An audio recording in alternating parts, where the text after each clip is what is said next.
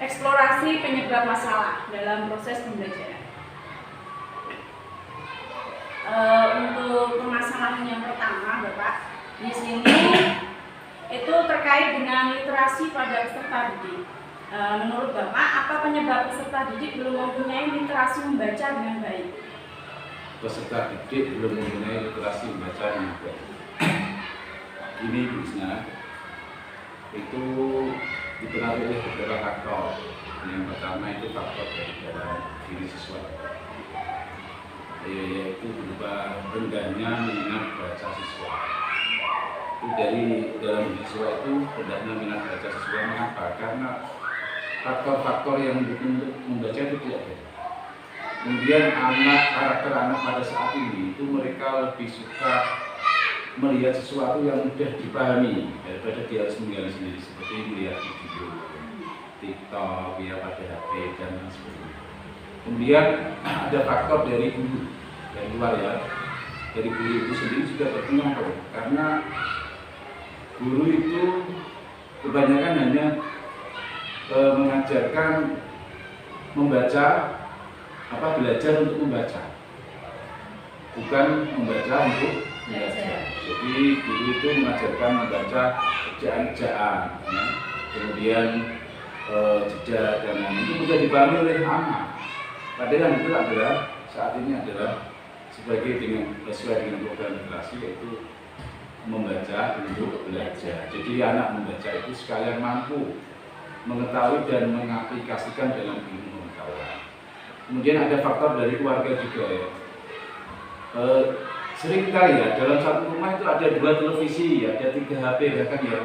Tapi mencari satu buku bacaan aja kadang-kadang susah. Itu faktornya ya dari rumah. Jadi yang orang tua itu lebih menyediakan HP ataupun televisi daripada menyediakan bacaan. Sekitar itu jadi yang ada lagi.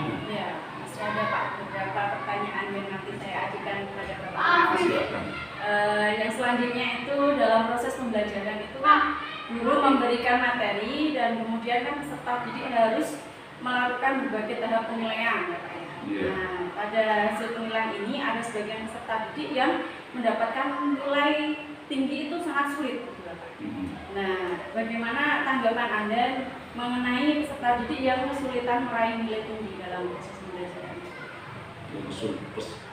Peserta didik kesulitan meraih nilai tinggi ya. Masalahnya apa? Iya. Oh gitu.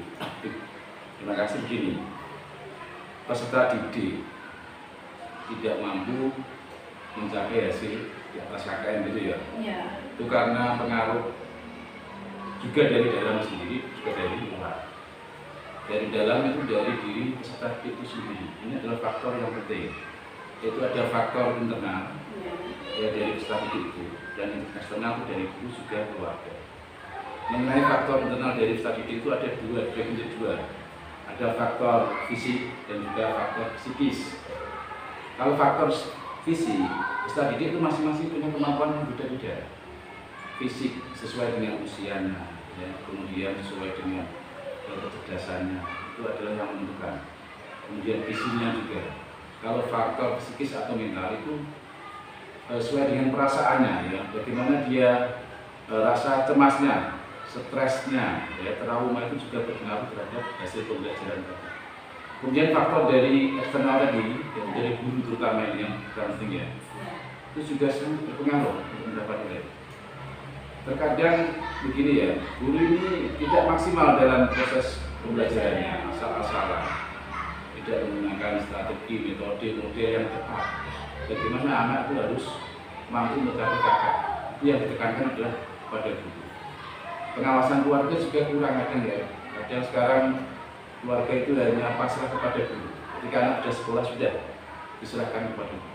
Jadi semuanya itu harus saling sinergi antara kecerdasan anak, kemudian guru dan juga orang tua. Seperti itu jawabannya. Ada lagi? Ada Mas.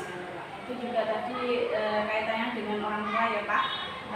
Di sini juga antara guru dengan orang tua juga harus mempunyai hubungan yang baik. Nah, biasanya ini ada penyebab terbatasnya hubungan antara orang tua dengan guru, kaitannya dengan pembelajaran siswa.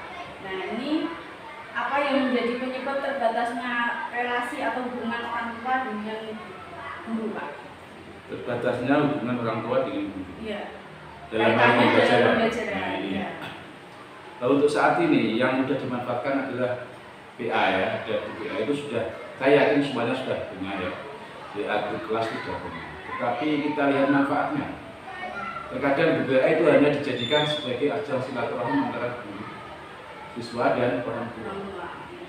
Seperti minta izin lewat PA. Kemudian ya guru memberikan pengumuman, ya hanya sebatas itu ya, pengumuman penting. Padahal dalam PA itu harus kita maksimalkan. Nah, misalkan Anda sebagai guru, laporan capaian belajar siswa mingguan itu juga harus dimasukkan ke dalam grup WA. Itu yang sering tidak disampaikan itu. Jadi kita fungsikan kembali grup WA itu, yang paling mudah sekarang WA.